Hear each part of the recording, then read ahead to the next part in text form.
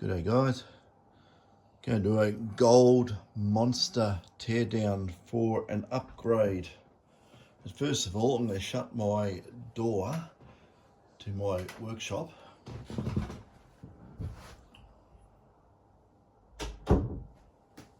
Or else we'll have lots of noise come through. Okay, to pull one of these things apart, you need T10 Torx driver. Don't know if you can see on the end there what it is, but it's a T10 Torx. And you got one screw here, one screw here. When you undo those two screws, and another one there, one there, one there, and another one there, 6 screws total, it'll fall apart. But be careful. I don't know if you can see down the tube of eternity there where the battery goes. You probably can't. There's a little white celasticy or silicon button that goes over a switch, and you want to get that in the right spot when you put it back. So it's when you put the battery in, it actually pushes on that switch. What do I have as a light source I can poke down there? Nothing. Last time I took the camera off the tripod, it went and did a 360 in the air and cut the video off short. So the last video I did on the Algo Force E1500 was cut short. There was a whole lot of that just missed. I didn't realise. And, you know, I'll just probably be going over old ground if I redid it, but it's up there. I think it's a video before this one. Anyway, with this one here, I wish I had a little flashlight or something in here. I mean, I've got a light on the phone, but I can't use that. I don't really want to pick this up out of this spring-loaded holder, because it'll go flying across the room like it did before. Damn, I don't have flashlights. I just don't have them. Where do I turn this one here? 1, 2, 3. I don't know. I'll see if I get some light down there. I'll try. See, I'm looking down there. I can see it, but I don't know if the camera's going to pick it up. Anyway, maybe you have to go and do a gamma correction or something. But down there is a little white button, and I'll tell you, the button sticks out towards, the opening, and I think it's got a rounded part and 3 square parts. A square part goes to the top, and it just sits behind the battery sleeve, which is, I don't know if you can even see it, it's a white thing in there, and the back of the circuit board. Anyway, I've taken out these screws. They're all they're all the same. All the same size, nothing special. So what we do then, we just grab the front part and lift it off. So that's it. There's nothing in there that's going to fall out or anything like that. That's safe to do. Just make sure that the gasket that seals it is all okay. You don't want water getting in your detector. Now, to pull it apart, it's very, very simple. You do these screws here. Maybe first of all you take out the LCD. That doesn't make any difference to me. I've done it each way, but I'll do it this way, just to, do it 100% correctly. The LCD, I've got this pair of tweezers. I'm just trying to get it there so I can put minimal force. Hang on a second. Just let me have a good look at this for a minute.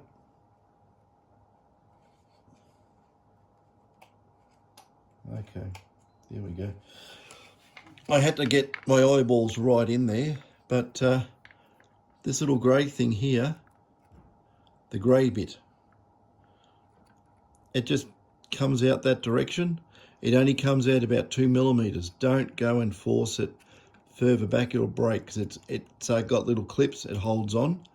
So all you need to do is get a gap in here between the grey and the white. So hopefully you can see that gap there. And what you do, you get something small and cylindrical. How about a multimeter lead or something like that? Put it behind and work it out like so. So all you do, see how that's popped out? Don't bend it too hard, don't break it. See, usually it's easier to get, for me, to get it out if I undo the screws and lift the board up a bit, but you don't have to.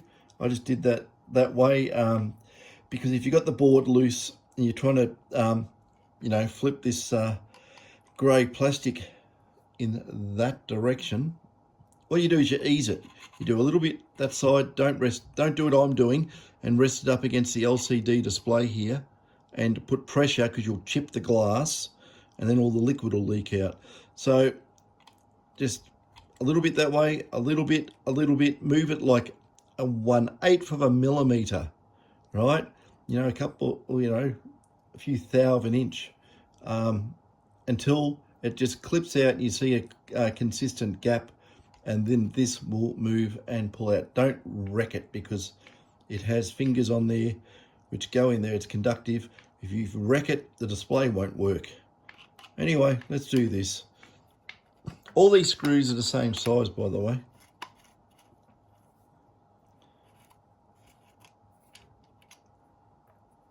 There's nothing special. I'm pretty sure they're all the same size. I'm looking as I'm doing it. If there's anything odd, I'll make mention of it. Yep, that one's odd. It fell on the floor. Just because of the setup here, I'm not working on the bench because the tripod's right next to me. Normally I would work it on the bench, probably like that, but then you can't see really what I'm doing, can you? Or can you? I don't know.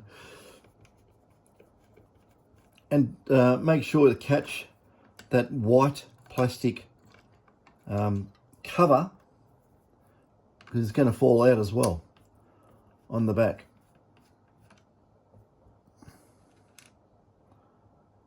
All the same size.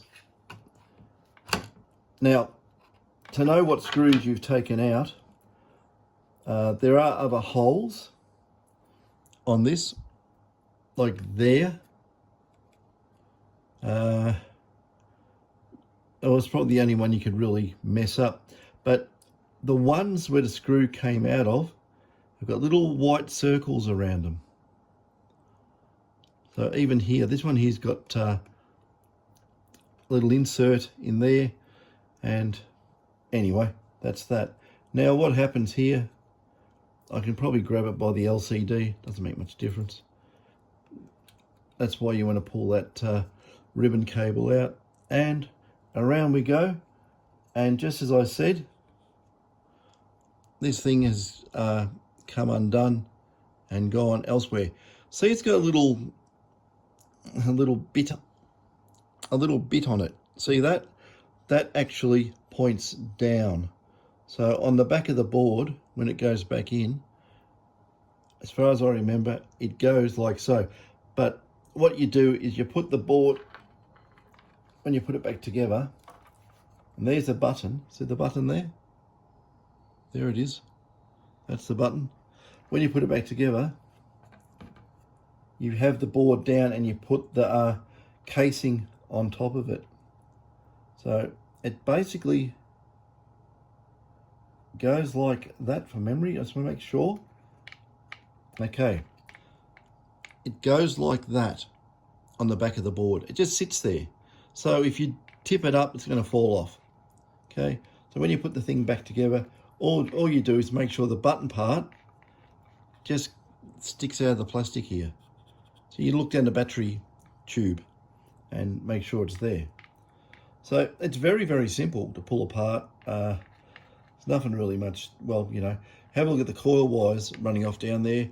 That's all the digital data and everything coming back as everything preamp and analog to digital converter is done inside the detector coil head on these. So that actually helps improve the sensitivity, and the main reason why is because the preamplifier is very, very close to the coil, and by having it so close, you don't have any losses in a coil cable. Okay, you do not have capacitance slowing down your signals, such as in a coil cable. So the hard yards on the input stage is done right at the coil. That signal information is converted into digital data, so it's just a digital data stream going back up the cables. As you can see, they're twisted in pairs.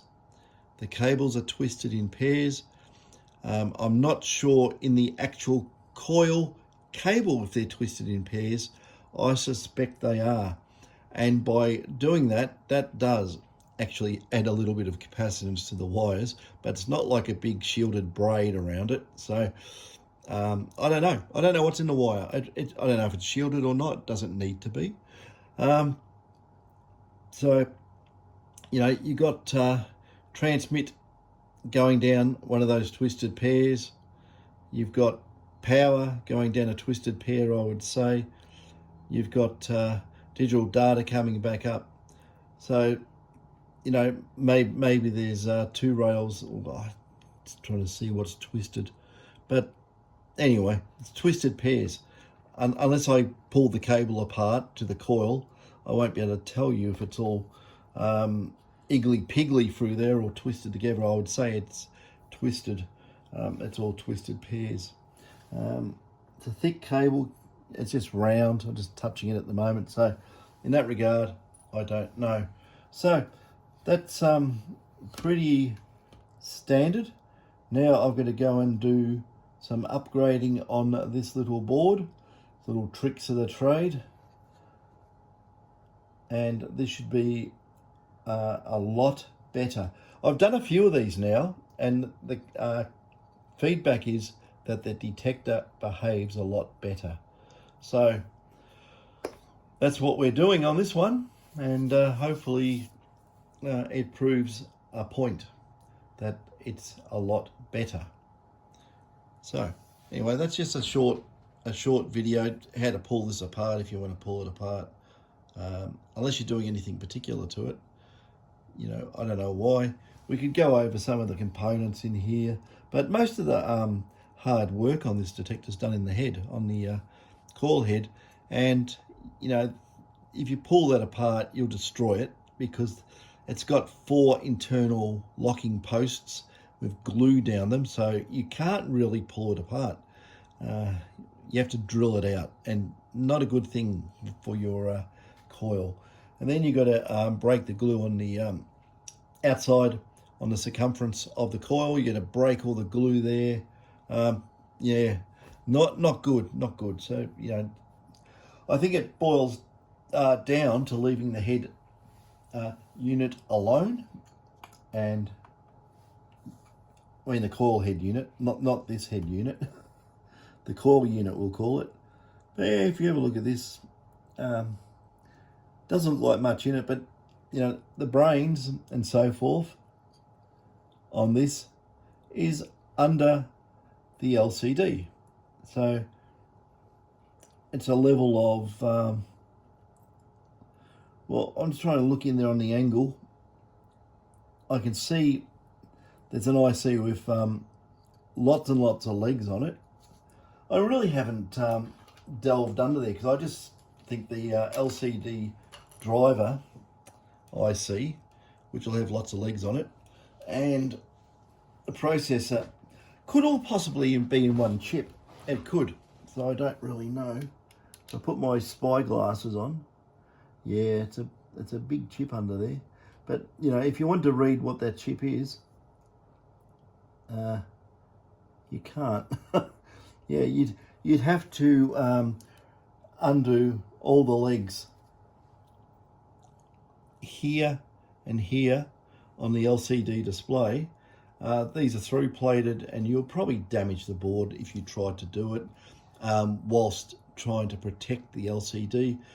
If the something needed doing on this detector, say it's unlikely, but you know, the micro stuffed up somehow. I wouldn't know how, or it wasn't driving the display properly.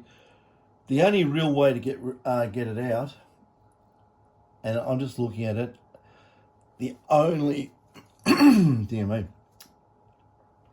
I think I need a glass of water. The only way to get it out, this is how it's been done before, is you get very small snippers.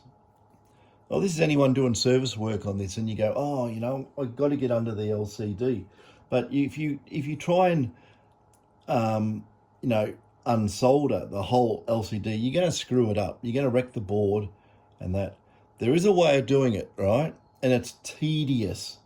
But what you got to do, get some little side cutters like this in there, like where I am here, not near the LCD, but close to the board as you can get, and go snip, snip, snip, snip, snip, snip, snip, snip, snip all those connectors to the LCD. Don't bend them up, down, sideways. It will it will break where it's glued. They're glued, by the way, in here. So you've got to be careful. Snip, snip, snip, snip, snip. I've seen people who do this on one side, and here they grab the LCD display and think that you can just bend it over. Yeah, but what happens is that so much force is needed, because you look at all these metal pins and you multiply that together. What it does, it detaches here, it starts breaking. So you don't do that. You've got to snip this side as well. And more importantly, don't rotate it after you've taken it out, because it'll be upside down probably. And it won't work anyway. I'm pretty sure it won't work. I used to make these things years and years and years ago in another life for petrol pumps. So if you ever saw a big LCD one with a black light, backlight, yes. I said black light, didn't I? A blue backlight. Most of them were blue. We did blue. And yeah, you know, I made a lot of those. But that was when I was working for Consolidated Technology, and we also made the stud finder, and we also made little tyre valve transmitters as well, which worked on a little tiny watch battery, and they were for trucks. And we put them on all the wheels of a truck, and when a tyre went down, it activated the transmitter, and it went beep, beep, beep in the driver's cabin, and he had a little handheld device. He went round, and whichever tyre it was, he got close to it, the signal level went up. See, there you go, stories. Yeah, we got involved with Lindsay Fox Transport on that, and yeah, all I'll say is that if you got nothing good to say nothing, okay? So I'll leave it there. There's nothing really much else. Just cut, if you want to get in under there, cut the damn LCD, right? And then what you do, very carefully line it up, and where you cut it, you've got to get your soldering iron, very fine point, and tack it. One corner here, one on the opposite side, diagonally opposite. Then do it here and here. Make sure they're all lined up, and very carefully join the cuts you did with some solder. All the way along, tack, tack, tack, tack, tack, tack, and yeah, the LCD will usually survive that, usually. we'll say 99 times out of 100 it'll be fine. I'm just putting the 1% there because someone's going to do it and they're going to blame me. So if you do it, you'll be the 1% that stuffs it. So yeah. So anyway, that's that. The cable that goes in here, the little ribbon cable, it just basically pushes in again, and then on the outside of here you just push a little bit, make sure it doesn't jump out until it goes in snug, and the grey goes hard up on the white plastic here. So it's sort of like a little toggle, like in, sort of until it goes all the way in. And then it's just reversal of putting the screws back in, make sure nothing's snagged, everything lines up, and it's all good. But anyway, I'm going to get this tripod and camera out of the way because I've got to get right in here and do some microscopic brain surgery, and I'm not really geared up to show that because at a distance you won't even see what I'm doing, so it's completely pointless unless I had one of those things that went on the bench and a magnifier and a really good camera, and I could zoom down and, you know, do something like that, but not geared for it. So yeah, good detector, these gold monsters, for what they are. I think they're okay. Damn sensitive little things. But you know, it's a VLFE type detector. It's not a thumping PI that's going to go down huge into the ground. It's designed for what it's designed for, finding small gold. And if we compare that to that, you know, EL 1500, that's sort of trying to cover everything, as in very small gold to medium-sized gold with one detector. And being a PI, you know, you can generate more energy into the ground. You know, within reason, you'd think it shouldn't be as sensitive, but it is. It's very sensitive detector, actually. I was playing with it with a what was it? Sorry, 8-inch coil, 8-inch mono. Just these old ones. Like I said, pick up the old coils. Yeah, I just had something like this Super Gold Search. You know, it probably cost me $50 or something, but these are good coils. On these, on that EL 1500, damn good coil. Really good, actually. So that's that. Anyway, I'm going to get into this and give it the treatment so the fellow can come and pick it up and wants to go prospecting. So we'll get that out of the way. Anyway, catches.